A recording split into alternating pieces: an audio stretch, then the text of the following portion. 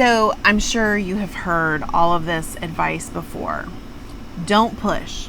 Your kids will read when they're ready. Learning happens all the time. Just let them explore. And maybe you've tried this. I know I did. But here's what they don't tell you. When you stop following all of that mainstream homeschool advice and take the reins of your homeschool, weird things start to happen. And I'm not talking about weird things as in quirky and cute. I actually mean results that you weren't expecting. So today I'm going to share 10 of those weird things with you. But before we do that, if you're watching this video because you know that your homeschool is capable of way more, then I want you to watch my free masterclass, the framework that I wish I had 18 years ago when everything was falling apart. It's free, it's in the description box below, and this will get you started onto the path of a well-run homeschool. Okay, so let's dive in. Number 1, your child actually learns to read on time. Okay, so I've been dogging on this one for a while now, but there are so many studies out there that show that the earlier a child learns to read, the better they will do academically. Now, I'm not talking about like 2 or 3, though there are some people that are teaching 2 and 3-year-olds how to read. That's not what I'm talking about. I'm talking about like a normal age, like 5 years old should be the obvious start time, maybe even 4. This gives your children so many advantages. Why would you wait until they start showing an interest? They're not going to do that unless they get some negative peer pressure, like at church or at co-op or something like that. Why would you want to put your child through that? Just start teaching your child to read at the right age. Literacy should be one of our top goals as homeschool moms. Somebody actually pointed out in the comments of one of my recent videos that it used to be that Christians were the driving force behind literacy. Why? Because after the printing press was invented, Christians wanted their children reading as early as possible so that they could hide God's word in their heart, so that they could read the Bible and start living by its commandments. This commenter, the comment was so good. I'm going to try and find it again so that I can read it out loud. But this commenter commented that, you know, the child mortality rates were so different than they are now. Children would die younger, and that was a common occurrence. And so Christian parents really took their duty seriously to teach their children about God and about the Bible, and to get them reading so that they could read it for themselves. And today there are so many Christian homeschool parents that are just running around saying, oh, he'll read when he's ready, and he's 9 or 10 years old. If your child is 9 or 10 years old, you have got to step in. You really should have started a lot earlier, but if you're still having problems, get the help that your child needs. It's so important. Literacy is important. This is not just an optional thing. Your child needs to be able to read and read well. And I'm not just saying this as a mother who has had all of her children learn how to read easy peasy. Now, the vast majority of my children have learned to read easily, but I recently came out of a period where I had a struggling reader, and I had to do things that I never had to do with the readers before, like flashcards and just, over and over again, repetition, spelling drills, all sorts of things to help him get fluent. But he is now, and he's so thankful that he is finally able to read at the proper reading level. So it's important. We've got to get rid of this myth that it's okay for our children to be late readers. Like, if they have something else going on, of course, it's not their fault, it's not your fault, but it is your responsibility to make sure that they're getting the help that they need to overcome that difficulty. So math stops happening in the kitchen and suddenly makes sense. Okay, so I've talked about this before, the whole thing where you can teach fractions just by having your child bake. I know that this is not the vast majority of homeschoolers that are doing this, but the ones that are doing this are giving all of us a bad name. Fractions are hard, okay? Division is hard. Long division is hard. Algebra is hard. All of these things are hard, but it is good for our children to learn how to do hard things. And they're not going to do that if we bubble wrap fraction instruction into learning to bake cookies. Like, that's not enough. Sure, do it as a supplement. I don't know if I would even call it a supplement, actually. just point out the fractions on the measuring cup. Don't call it math. Like, that's giving everything a bad name. But once we like really dedicate ourselves to making sure that our children understand math, it's amazing how much easier they pick it up. So some of the side benefits to actually taking math seriously are that, your reluctant math student actually starts doing really well when he or she is getting the math instruction that they actually need to succeed. It's such a good feeling. It's such a feeling of accomplishment for our students to do well in math. We need to make sure that they have what they need to do that. The other thing that's so amazing is that you start to realize that 1 hour of actual focused math beats 5 hours of chaotic all over the place. Here, grab these counting bears. Where's the measuring cup? That sort of thing. Your child is capable of learning this information and applying this information as long as he gets that really focused instruction. Your 4th grader writes full 3-paragraph essays without tears because you taught grammar and composition, not just express yourself journaling. Okay, so this one is so hard for me because I'm a natural writer. I was writing things when I was in 1st grade, but it was hard for me to start teaching composition. Like there's a method that you have to learn in order to teach it well. You can't just be good at it and expect your kids to magically start being good at it. But it is so amazing to me with the children that I'm currently teaching how to write, how much easier it is when you just lean in to that instruction. It's amazing the type of writing that they can do at a much younger age than you ever thought possible. Last year, my 3rd graders just blew me away by what they did because we took it seriously. And I wasn't just telling them to write what they thought about the book, which there's nothing necessarily wrong with that, but that's not enough, especially with boys. Like, boys need a formula to follow. They need structure in their writing. They don't have, the wild imaginations that girls usually do. I mean, some of them do, but the vast majority of boys just want to be finished. And so if you can show them the map on how to be finished and how to write, 3 paragraphs, it's amazing how fast they will pick it up and just get it done. School takes longer than 90 minutes, and your kids can actually handle it because they've been trained to focus, not collapse at the first sign of effort. Okay, so this goes back to the attention spans. And if you need help training your child's attention span, make sure to check out this video where I go over a bunch of different strategies for helping your child. Here's the thing that you need to know about this though.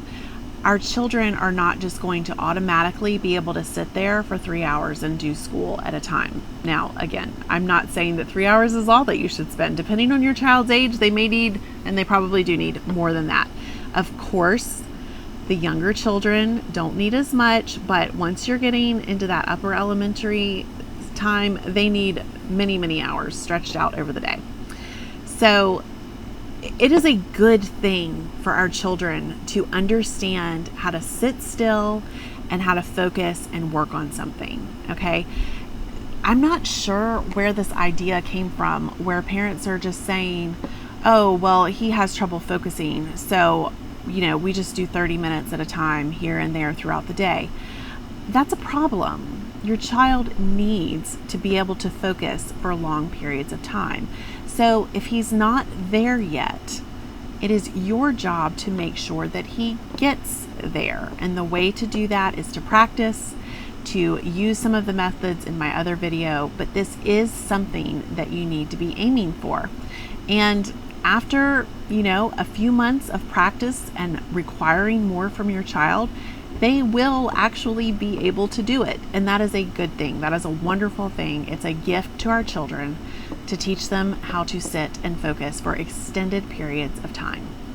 So some side benefits of training your child's attention span is that you start actually gaining momentum, because when your child can sit and do work for longer periods of time, you're obviously going to make more progress. And once that progress starts stacking and the momentum, the snowball starts rolling, It is amazing how much you can accomplish in one day. If you haven't checked out my video yet where I talk about all of the things that we do in the day, you can check that out here. Make sure to go and watch that. But the reason why we can accomplish all of those things is because I've trained attention spans. So if you're watching this and you're realizing, wait, this is the type of homeschool I actually want, but I am so far away from that, I don't even know where to start. Make sure to check out that masterclass that I was talking about earlier. The framework I wish I had 18 years ago when everything was falling apart, because this is exactly what I teach you how to do there. You can get that. The link is in the description box below. You stop obsessing about giving a gentle education and start obsessing about being effective. Okay, so what you need to understand here is that structure is not the enemy. It is actually the way forward when it comes to homeschool.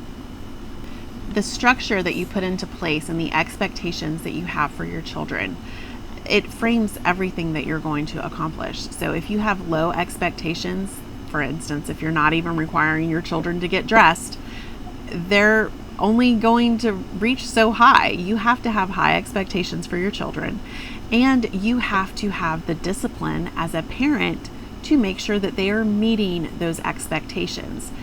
One thing that I say over and over again, and if you've watched more than one of my videos, you have probably heard me say this, is that children are not going to behave more maturely than their parents do. Okay, so what this means is if you have low expectations, or even worse, no expectations at all, your children are going to meet that. They're not all of a sudden going to decide, you know what, that's not good enough for me. I'm going to make something out of myself. I mean, rarely will that happen. You always hear the story, right? But you can't just expect that that is going to be your child. If you want your child to go out and make something of themselves, then you have to require excellence. And the way to require excellence is high expectations and structure in the homeschool. Okay, number 6, you stop confusing child-led with child-run. So here's the thing, and this ties into the last one. You are the adult. You are the one that decides what happens in your homeschool, and your children's opinion of what is happening in the homeschool should not matter at all. You know, they don't get to decide for themselves whether or not they learn how to do long division. They just have to learn it. And that I shouldn't even be having to say this, but I do, because I know that there are parents out there that are like, well, you know, I don't use long division very much in my life, or I just whip out my iPhone and do it right there. They need to know how to do this. You know, I always remember my math teacher saying, well, you're not going to always have a calculator in your pocket. And now here we do have iPhones in our pockets, and lo and behold, they do have a calculator. However, they still need to learn how to do this. They need to understand how math works. Math is so important on so many different levels. They need to understand how to properly calculate things in the middle of the grocery store. I was explaining this to my daughter when we were in the middle of a catering job a couple of months ago, and I had to do a bunch of fancy math to figure out how many bags of something I needed to buy when there were different weight bags and everything. So this is important. This is so important. Even if your child is not going into a math field, they need to accomplish a certain competency in math. Another weird thing that starts happening is you stop looking for hacks and you realize that you've got to start building systems. Okay, so here's the thing, moms. You don't need another shortcut. You need to lean into the hard work that is before you and build systems to make it easier. Systems are what is going to get the job done, and it's what's going to get the job done well. Let me refer back to my other video. You can watch it here where I talk about my homeschool day.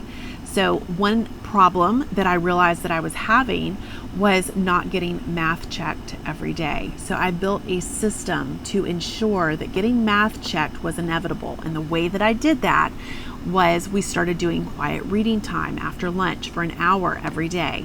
Now, the first thing that I do during quiet reading time is I check math. And then once quiet reading time is over, I have my children correct their math. So I built a system to solve the problem that I had. That's not a hack. That is an actual system.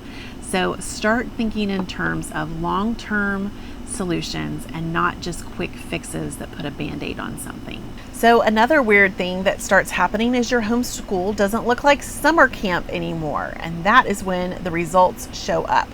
So I have said this before, I am not a crafty mom.